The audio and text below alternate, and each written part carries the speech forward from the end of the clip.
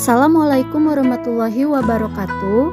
Halo teman-teman, berjumpa lagi bersama saya Rizka Aulia Anggraini, NPM 50276 dalam video pembelajaran dengan mata kuliah telah kurikulum dosen pengampu Bapak Tio Gusti Satria, Magister Pendidikan.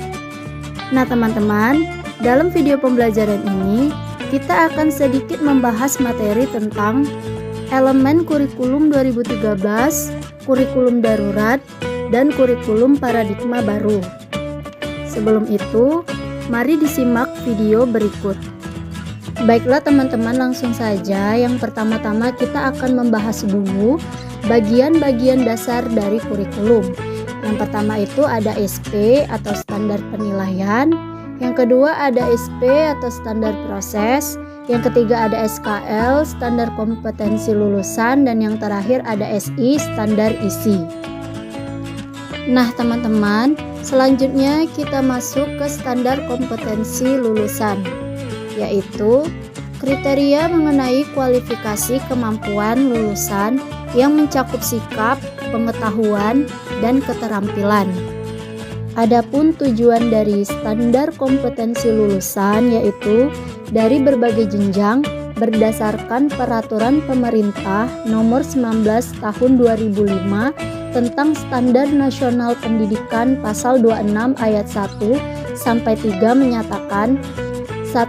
Standar kompetensi lulusan pada jenjang pendidikan dasar bertujuan untuk meletakkan dasar kecerdasan, pengetahuan, kepribadian, akhlak mulia, serta keterampilan untuk hidup mandiri dan mengikuti pendidikan lebih lanjut.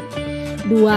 Standar kompetensi lulusan pada satuan pendidikan menengah umum bertujuan untuk meningkatkan kecerdasan, pengetahuan, kepribadian, akhlak mulia, serta keterampilan untuk hidup mandiri dan mengikuti pendidikan lebih lanjut.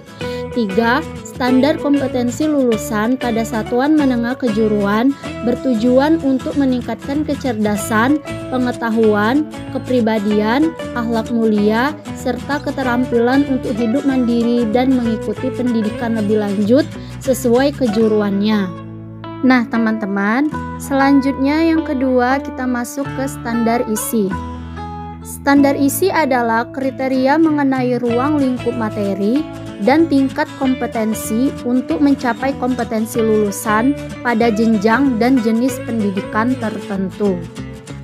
Adapun tujuan dari standar isi yaitu bertujuan untuk meningkatkan kualitas pendidikan melalui pengembangan potensi peserta didik yang sejalan dengan perkembangan ilmu pengetahuan, kemajuan teknologi, seni, dan budaya, sehingga diharapkan bisa mencapai tujuan pendidikan nasional.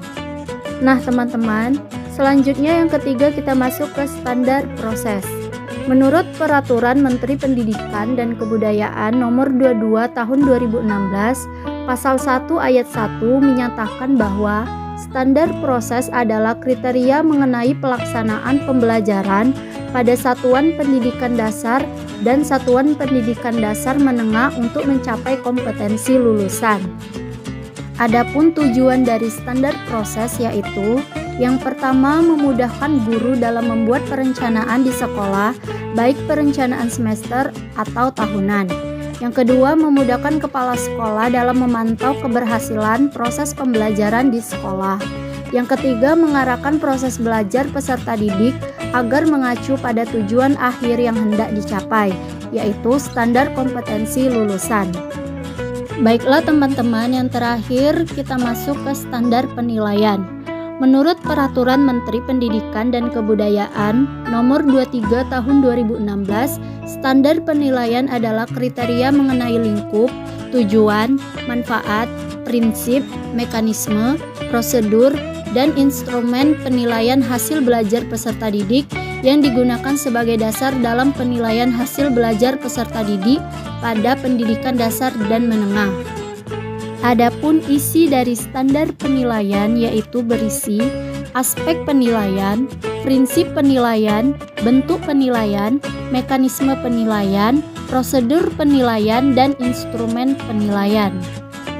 Terdapat juga tujuan dari standar penilaian, yaitu untuk menciptakan proses penilaian yang mengarah pada tercapainya standar kompetensi lulusan. Nah teman-teman, itu saja materi yang bisa saya jelaskan tentang elemen kurikulum dan bagian-bagiannya. Bila terdapat kesalahan saya mohon maaf. Semoga materi hari ini bisa bermanfaat. Saya akhiri. Wabillahi taufiq wal hidayah. Wassalamualaikum warahmatullahi wabarakatuh.